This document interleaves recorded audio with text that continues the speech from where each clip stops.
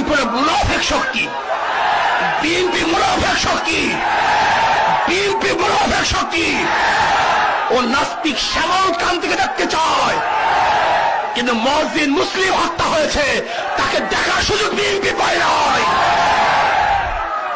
আজানের বিরুদ্ধে কটূক্তি হয়, বিএনপি কথা বলতে পারে না। বিএনপিকে বাংলাদেশের দ্বিতীয়বার ক্ষমতা আসতে দেওয়া হবে না, এই মুনাফিককে ক্ষমতা আসতে দেওয়া হবে না। ইসলাম ক্ষমতা আসবে, কোনো মুনাফিক আসবে না। আমরা দেখেছি গত বিএনপির জনসভায় এখান থেকে বক্তারা বক্তব্য দিয়েছেন, যদি শয়তানের সাথে জোট করতে হয় তাহলে আমরা জোট করব, শয়তানের সাথেও যদি জোট করতে হয় আমরা জোট করব। শয়তানের সাথে জোট করবেন কি শয়তানি করার জন্য? হ্যাঁ, আপনারা শয়তানের সাথে কেন জোট করবেন? শয়তানি করার জন্য।